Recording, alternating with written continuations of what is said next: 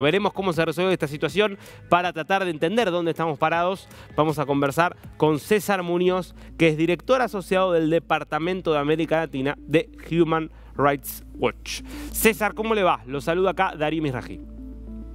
Muy bien, gracias por la invitación, Darío. Un placer estar con ustedes. César, a ver, en primer lugar, para ponernos en contexto, ¿por qué la Corte Interamericana de Derechos Humanos decidió en su momento intervenir sobre el caso peruano y decir que no correspondía el indulto que se le había concedido a Fujimori y que Fujimori debía volver a la cárcel? Mire, la intervención de la Corte está vinculada a dos casos, dos masacres que ocurrieron durante el gobierno de Fujimori, y la Corte tomó decisiones contrarias al Estado, o sea, encontró que hubo responsabilidad del Estado en esos asesinatos. Y de ahí viene su competencia en este caso. El indulto de 2017, como tú bien explicaste, fue un indulto totalmente fallido. O sea, cuando hay estándares internacionales para emitir un indulto humanitario a una persona que está en prisión, que tiene una edad avanzada, y básicamente yo resumiría en dos principios. Uno, que no se pueden aplicar las reglas de forma discriminatoria para beneficiar a alguien o perjudicar a alguien. O sea, tienen que ser por igual a todos. Y el segundo factor es que tiene que haber una evaluación completa por parte de una junta médica independiente.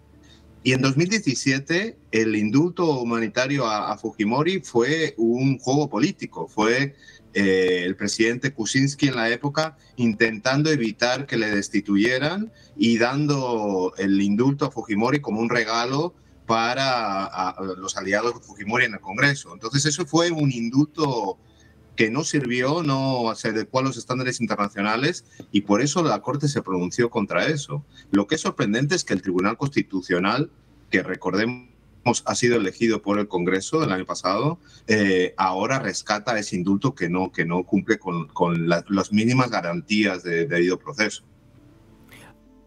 ¿Y qué significa entonces que producto de esta decisión de básicamente pasar por alto lo que había establecido la Corte Interamericana, la Corte declara entonces ahora en desacato a Perú? ¿Qué consecuencias puede tener esto? Mire, primero creo que es un mensaje muy negativo para Perú. O sea, esto lo que quiere decir es que Perú no está cumpliendo con el derecho internacional, y que Perú no está aplicando decisiones de un tribunal internacional. Y eso es importante no solo en el ámbito de derechos humanos, sino a nivel del prestigio y de la imagen de Perú a nivel mundial, ¿no? La Corte Interamericana manda un informe todos los años a la Asamblea General, al Consejo Permanente de la OEA, indicando los países que no han incumplido decisiones de la Corte. Y en ese grupo ahora mismo están Haití, Trinidad y Tobago, Nicaragua, y el más incumplidor es Venezuela, con 15 casos, ¿no? Entonces, en ese grupo es donde va a estar Perú ahora. Ahora, estar en ese grupo puede llevar, por ejemplo, a que desde la Organización de Estados Americanos se tomen medidas sancionatorias y punitorias en contra, por ejemplo, de Perú. Mire, lo primero que tiene que ocurrir es que haya una sesión especial en el Consejo Permanente de la OEA sobre Perú.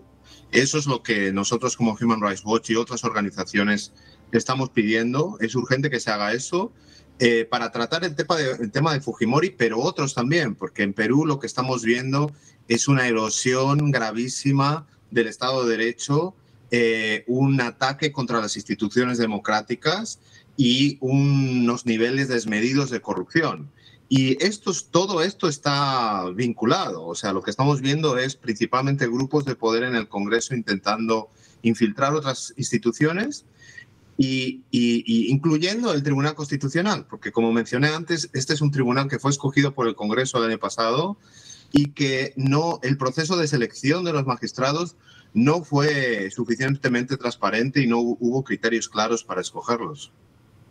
A ver, ¿puede profundizar un poco sobre ese punto? ¿En qué sentido sostienen ustedes que no fue un proceso transparente el de la selección de los jueces del tribunal? No, o sea, hubo mínima participación de la sociedad civil. Los criterios para escoger los candidatos no se aplicaron de manera igual y algunos no tenían ningún sentido. Por ejemplo, hubo un caso en el que un candidato había publicado libros en francés y no se los tuvieron en consideración porque no estaban en español. O sea, es una cosa ridícula. O sea, se inventaron la regla en ese momento. Hubo candidatos que tuvieron más facilidades a la hora de las entrevistas, etcétera. Entonces, digamos, no fue un proceso adecuado. Y una vez que se ha instalado este Tribunal Constitucional, ha tomado una serie de medidas muy preocupantes. Por ejemplo, facilitó la elección de un defensor del pueblo en Perú, que es una figura muy importante para la defensa de derechos humanos, y la persona que ha sido escogida por el Congreso es una persona que no tiene ninguna experiencia en derechos humanos y que se ha dedicado a desmantelar la Defensoría del Pueblo. Ha habido otras decisiones también muy preocupantes de este tribunal. Ahora, ¿se puede reencauzar la situación dentro del marco del sistema judicial peruano? ¿O siendo ya un fallo del Tribunal Constitucional el que de alguna manera restituyó el indulto y permitió la liberación de Fujimori, ya no hay otra instancia, digamos, a la cual apelar? El Tribunal Constitucional es la última instancia en este caso, pero realmente el sistema judicial peruano debería reaccionar a esto, porque uno de los problemas de toda esta situación es que la propia decisión del Tribunal Constitucional de liberar a Fujimori fue muy irregular. Votaron a favor 3 magistrados y a otros 2 magistrados ni siquiera les convocaron a la sesión para tratar el tema. Uno de los magistrados que votó se había pronunciado a favor de la defensa de Fujimori antes de integrar el tribunal. O sea, era un claro caso en que se debería haber inhibido, porque ya se había pronunciado antes de ver el caso en el tribunal. Entonces, digamos, hay todos estos asuntos de irregularidad. Uno de los magistrados, el magistrado Monteagudo, que no fue invitado a la sesión, ha pedido la nulidad del caso. Entonces, ahí realmente tiene que haber una reacción judicial dentro de Perú. Pero aparte de lo que ocurra ahí, el Perú está obligado a cumplir las decisiones de la Corte Interamericana de Derechos Humanos. Si no las cumple, es muy grave para el sistema interamericano, con repercusiones para toda la región. Porque si los países empiezan a no cumplir las sentencias de la Corte, entonces se nos desmorona el sistema de protección de derechos humanos y sería enormemente perjudicial para todos los ciudadanos de la región. Y el Congreso, está claro que difícilmente haya voluntad política por parte de este Congreso, que es el que eligió a estos jueces del tribunal, pero digo, si hubiera un cambio en el Congreso, en su composición en las próximas elecciones, ¿podría actuar modificando quizás a los jueces del máximo tribunal y de esta manera reencauzar la situación y que otra composición del Tribunal Constitucional pueda revertir esta decisión? Bueno, habría que esperar un montón para eso, porque acaban de escoger a los miembros del tribunal, entonces esto va para largo, ¿no? En este momento el Congreso lo que está haciendo es lo contrario, está tomando medidas para debilitar la independencia del sistema judicial. Lo último que han intentado hacer es remover a los miembros de la Junta Nacional de Justicia, que es el órgano que nombra y destituye, si es necesario, a los jueces y fiscales. Y ese órgano es fundamental, porque tiene que estar independiente de intereses políticos. Si hay políticos que pueden influir en ese órgano, van a poder influir en, por ejemplo, designaciones de fiscales en casos que les afectan a ellos. Y al final, este Congreso peruano es un Congreso con enormes alegaciones de corrupción. O sea, se puede ver la lista de los congresistas, cuántos de ellos están investigados por corrupción, y es, digamos, una lista muy, muy grande. Y eso explica, en parte, este tipo de acciones que están tomando contra el sistema de justicia. Están actuando por intereses propios, no por el bien del país. César, le hago una última pregunta. Si usted tuviera que mirar la larga duración, de alguna manera, el largo plazo de lo que viene siendo el recorrido de la Corte Interamericana, del Sistema Interamericano de Derechos Humanos, ¿en qué momento estamos a nivel regional en lo que es América Latina? ¿Ha habido, cree usted, en los últimos tiempos un debilitamiento del Sistema Interamericano de Derechos Humanos y del respeto al lugar de la Corte?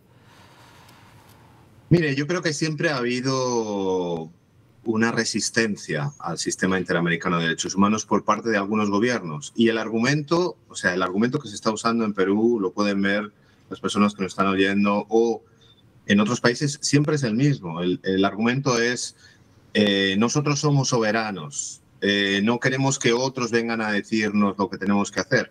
Eso se usa en Nicaragua, en Venezuela, en Perú. Es paradójico porque realmente no es una cuestión de ideología. O sea, son gobiernos de izquierda o de derecha. Al final, la cuestión es que ese tipo de argumentos son usados por personas con tendencias claramente autoritarias, que usan la bandera del nacionalismo para justificar abusos por parte de las autoridades contra los ciudadanos de sus países, ¿no?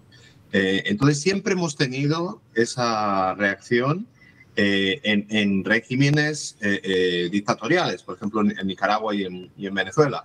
Que en Perú se estén dando estos argumentos creo que es sintomático de la situación en la que se encuentra Perú.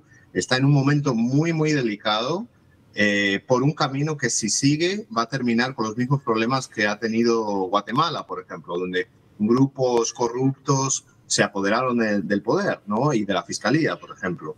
Eso realmente hay que pararlo. César Muñoz, muchísimas gracias por este tiempo con DNews. Gracias a ustedes.